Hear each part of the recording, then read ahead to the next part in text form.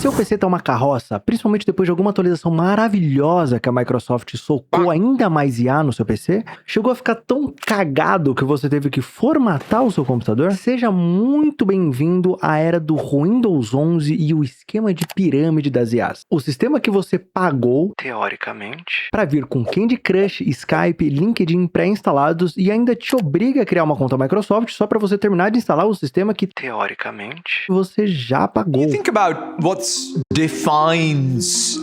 Ai, Satya Nadella, arrebenta meu PC. Na moral, eu cansei dessas bobeiras da Microsoft dos últimos anos, exceto o Microsoft Edge. Na real, eu acho que o único time de desenvolvimento que se salva lá dentro é o do Microsoft Edge. Foi literalmente uma mudança da água pro vinho, dos 8 a 80. Sim, eu gosto muito do Edge. Se eu tô errado, comenta aí seu browser favorito e por que eu não deveria usar o Edge. Talvez eu pense no seu caso. Mas hoje começa a minha migração definitiva pro Linux. Não é um experimento de uma semana isolado, igual muita gente faz, não. Vai ser meu dia mundial do vai tomar no C# Microsoft. Talvez pra Nvidia também, mas isso a gente vai ver nos outros episódios. O Windows tá minerando no PC da galera. O Copilot tá sendo enfiado goela abaixo porque é só um chat GPT com outra skin e por conta justamente dessa guerra da bolha da IA, que ok, beleza, é legal usar IA, ajuda de fato um pouco no dia a dia, mas não justifica o esquema de pirâmide que estão montando basicamente. Bilhões. Cada empresa dobrando a aposta no seu serviço de IA. E as memórias RAM estão indo tudo de berço, porque precisa, né, de memória RAM para alimentar esse monstro da IA, sem contar nas GPUs também. Dito isso, o Linux parou de ser aquele bicho de 7 cabeças de anos atrás. Deu uma boa melhorada nisso. Na real, pro uso no dia a dia e trabalho comum mesmo de escritório, o Linux já é muito bom há muito tempo, porém, pra games só melhorou depois que a Valve resolveu lançar o Steam Deck. E essa é a parte a mais sensível pra muitos gamers que querem migrar, porque, pô, você não roda games? Por que eu vou, né? Por que eu vou sair do meu Windows? Por sorte, a Valve contribuiu ativamente no projeto Proton. E se você não sabe, o Proton é um tradutor universal. O seu jogo fala Windows, o Proton vai lá e traduz o jogo pra falar Linux. Então, tudo isso em tempo real, você nem percebe o que tá acontecendo. Mas como você vai saber o que roda? Simples, ProtonDB. Se você não conhece, esse site é o gabarito do que funciona ou não funciona no Linux. Então, o que eu fiz? Eu conectei a minha biblioteca da Steam lá e ele me deu o veredito em tempo real do que eu tenho na biblioteca que roda, o que é nativo, o que é platina, o que é gold.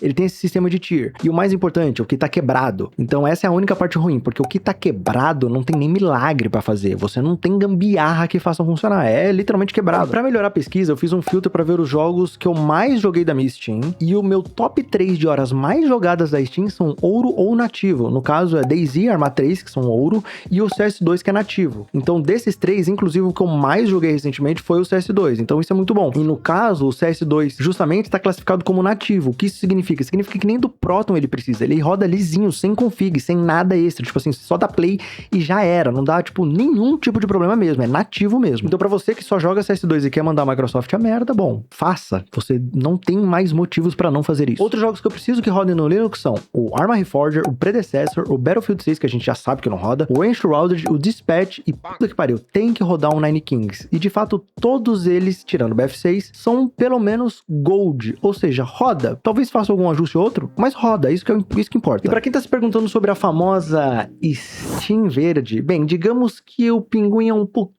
mais versátil do que parece. Pelas minhas pesquisas, até a ferramenta Steam funciona, se é que você me entende. Mas tudo isso a gente vai testar na prática nos próximos episódios. Mas antes de a gente fuçar em qualquer coisa do sistema operacional já no PC, whatever, começar a formatar, a gente precisa dar uma olhada nesse carinha aqui, tá? Esquece aqueles PCzinho de 20k que vocês veem dos seus streamerzinho meia bomba, tá? E isso daqui é a realidade brasileira e é o qual a gente precisa dar uma revisada agora pra ver se a minha ideia que tá na minha cabeça aqui vai dar certo, tá? Então eu já dei uma abridolas nele aqui, então vocês podem ver que aqui tem um SSD, um HD, larguei o microfone para ficar mais fácil de explicar. Então aqui, onde eu tô apontando é o Windows de 120 GB, que vai ficar aí isolado, porque foi o que eu falei. O Battlefield, por exemplo, não roda no Linux de jeito nenhum, então eu preciso rodar isso de alguma forma, porque é um jogo que eu jogo, então não vou descartar isso, né? Então, infelizmente, para você que joga algum jogo que tá quebrado e não tem o que fazer, você teria que ter um dual boot ou o que eu vou fazer, que é um disco só para Windows e um disco só pro Linux. Caso você só jogue jogos que pelo Proton roda bem, tipo CS, Stardew Valley e, sei lá, algum outro lá que são nativos e platina, etc. Então você nem precisa do Windows, você pode rodar tudo no Linux tranquilamente, tá? Mas no meu caso não, eu vou ter que fazer essa brincadeira, então eu preciso de um SSD novo,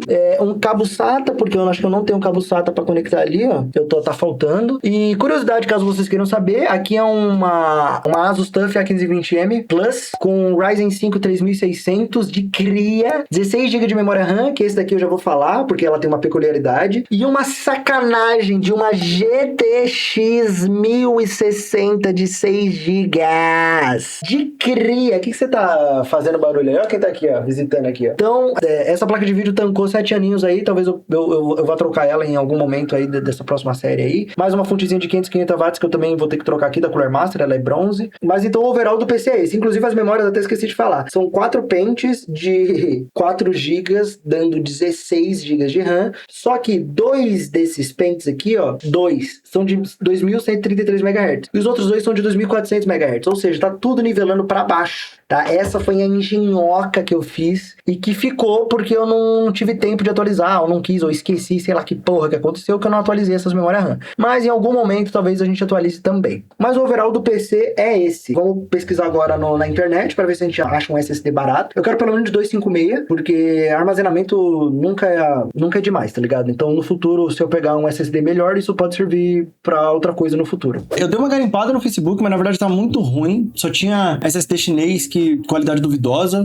Olha, isso aqui tem o logo da Mancer, pelo amor de Deus. E fazendo algumas pesquisas, eu acabei comprando esse Western Digital de 480 GB. Eu poderia usar até menos que 480 GB, tá? Se é só pra segurar o Linux e talvez alguma gordurinha de algum arquivo, 256, 120 GB é o suficiente pra você que tá tentando na ideia de fazer o mesmo projeto que eu. Só que eu peguei de 480 justamente pra ter uma gordura maior, justamente pra poder instalar um jogo ou outro aqui também. Enfim, porque eu já tenho um SSD de NVMe de 1 TB. Mas assim, quanto mais memória sobrando, melhor, né? Então, no meu orçamento cabia, então eu acabei pegando isso aqui. Só que eu paguei menos, eu paguei R$360 nisso aqui, 350. Só que eu fui burro, porque eu tava comparando com outros sites. Eu tava comparando com Pichau, eu tava comparando com um Kabum, ó o Western Digital aqui, ó, 448. Aqui já até saiu, já até foi embora. Eu tava comparando aqui, ó, por exemplo, Kabum, 524. Então eu falei, porra, eu fiz uma boa compra por 360. Só que no Mercado Livre tá 394, nem é tanta diferença assim. E outro ponto muito importante, eu usei o modo IA aqui do Google, que é, se você não usa o modo IA, basicamente é um Gemini com pesquisa ativa no Google. Ele não só pega na cabeça dele, ele faz a pesquisa no Google, raciocina e depois te devolve o resultado. Por quê? Porque eu pesquisei depois, com mais calma, né? Eu comprei na afobação, esse MSI de 480 GB, que tá mais barato. E aí eu fui jogar justamente para ver as specs, e olha só que ponto importante, inclusive comparando com o Western Digital que eu tinha acabado de comprar. O dado mais importante é isso aqui, ó, durabilidade. Terabytes written, tá? Isso daqui basicamente quantos gigas eu posso escrever num SSD antes que ele comece a dar pau. Não necessariamente que acabou isso aqui ele vai dar pau, né? Porque eu tenho um Samsung Kingston aqui que já leu muito mais e não morreu até hoje, que é justamente onde vai ficar o Windows. Tomara que morra, que eu não vou precisar usar. Mas enfim, então é um primeiro indicador que a gente tem do quanto dura um SSD, por exemplo, tá? A garantia é importante também, um dá 3, outro dá 5. Mas essa informação aqui, inclusive da Western Digital, me deixou bem chateado, porque isso daqui, na verdade, o Google me pegou essa informação de um vídeo no YouTube. Deixa eu até pegar o nome do canal do malandro aqui, na verdade, até vai ter aberto aqui, ó, esse Pepe Raio Hardware, não sei se é isso, ou Pepe Raio, não sei. Ele falou que lá é 80 terabytes written de máximo aqui, né, de capacidade máxima aqui do Western Digital. E quando eu comparei com os dados oficiais do próprio site da Western Digital, eles não falam, eles escondem. Ou seja, porque é ruim. Se a pessoa não fala, é porque é ruim,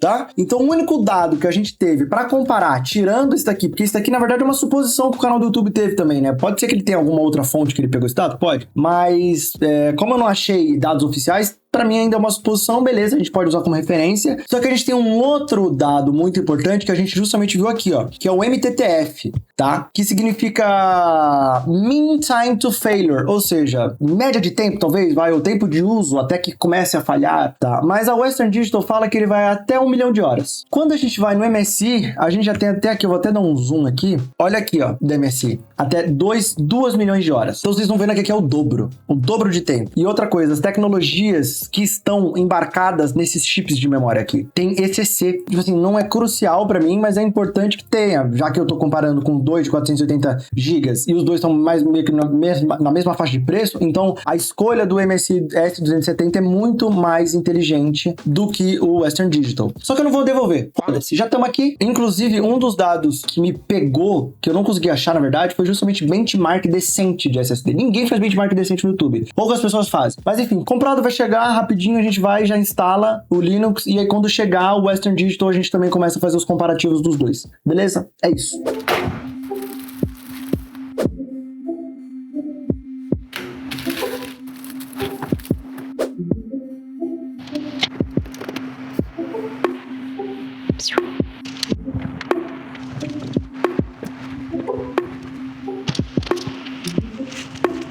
No curto prazo, essa crise das memórias ferra o upgrade, mas no longo prazo, talvez os estúdios aprendam a otimizar mais os jogos por pura necessidade, já que, o mundo inteiro não, mas boa parte vai estar dando uma segurada nos upgrades. E olha, vou ser bem sincero, eu conheço pouco do Linux. Na verdade, eu melhorei ultimamente, porque o meu PC do trabalho é Ubuntu, eu já fiz vários outros cursos relacionados a TI, segurança da informação, que, cara, a base é sempre Linux. O notebook da minha namorada também, eu ranquei o Windows Phone e coloquei um Orion OS, que mudou inclusive da água pro vinho. E essa é a dica mais valiosa que eu tenho pra dar. Se você tá afim de fuçar no Linux, pega um notebook velho e começa a fuçar. Só desse jeito você vai conseguir ter um pouco de experiência e pra resolver os BO que pode dar depois. Mas eu ainda vou tentar fazer a transição da forma mais suave possível. Eu quero praticidade, eu quero que uma distro que eu instale reconheça meu setup e me deixe jogar ou trabalhar ou fazer qualquer outra coisa. E se quebrar alguma coisa, e vai quebrar, eu vou saber provavelmente onde arrumar isso, onde mexer. Muito importante saber pesquisar também, é a parte mais valiosa. Se você tem algum problema e não sabe pesquisar, já era, você vai ficar sem fazer nada. Então o foco aqui dessa série de vídeos que vai sair no canal é o Out of the Box. O objetivo aqui é diminuir a barreira de transição do Windows pro Linux. Então se eu que trabalho na área de TI, quero que eu instale algo e apenas funcione, por que com você seria diferente? No próximo episódio a gente vai escolher a distro e vai ver qual delas é a melhor compatível com jogos ou que dá menos dor de cabeça no dia a dia. A gente vai descobrir tudo junto. E no fim, a pergunta que eu deixo pra você é muito simples. O que você faz no seu Windows hoje que você odeia, mas você aceita porque você está acomodado? Então deixa aí nos comentários, porque provavelmente nos próximos vídeos a gente vai quebrar algum desses preconceitos. E se você gostou desse vídeo, não esquece de dar o like, se inscrever no canal, porque aí você vai ver os próximos vídeos. E é isso. Nos vemos no próximo vídeo. Eu espero.